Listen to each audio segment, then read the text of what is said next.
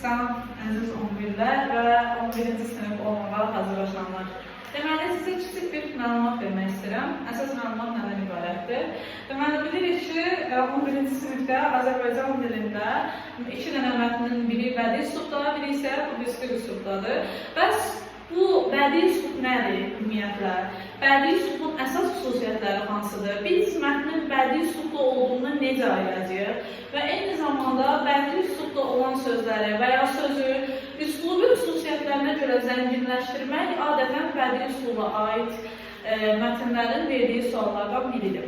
Deməli, bir şey yadınızda saxlayaq ki, bədii üslub bədii əsərlərin dilidir. Bütün xüsusiyyətimiz nədir? Bədii əsərlərin dilidir. Bədii əsərlər hansılardır? Deməli, bədii əsərlər bildiyimiz lirik, epik və dramatik növdə yazılmış əsərlərdir.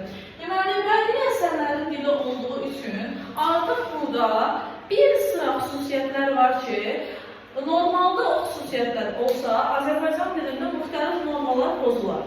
Amma bədii üslubda norma pozuntusu bu hallarda baş verir. Birincisi hansıdır?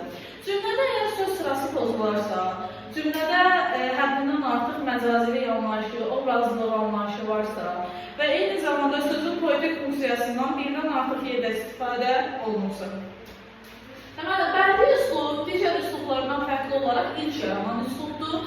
Bədii üslub ümumiyyətlə sözün poeziyasını, sözün poetik mənasını, yəni sözün məcazi mənada daşınması, bir də romantikanı ifadə edir. Yəni də romantik üslubda verilmiş, sözün olduğundan daha qabarıq şəkildə verilmiş, sözün olduğundan daha kiçik şəkildə verilmiş və s.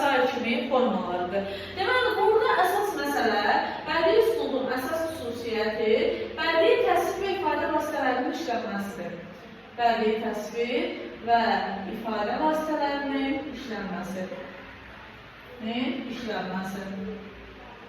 Bədii təsvir və ifadə vasitələri hansılardır? Bədii təsvir və ifadə vasitələri bunlardır. Məsəl üçün, deyirəm ki, onun ipək kimi saçları var. Deməli, onun ipək kimi saçları var cümləsində var. Nə? Onun ipək kimi saçları. Görürük ki, bu cümləsi ipək təmin elədiyimiz zaman bir müddədə bir xəbər çıxır. Bəs burada məcazilik hardadır? İpək kimi saç. Necə saç? İpək kimi saç. Bilirik ki, təşbihin əsas ünsürlərindən biri də nədir? Bənzətmə qurulmasıdır. Deməli, məsəl üçün, buna kimi artırmaqla, saçı da ipəyə bənzətməklə burada nə artıra bilərik? Məsəl üçün, məcazilik artırıb bədii təsvir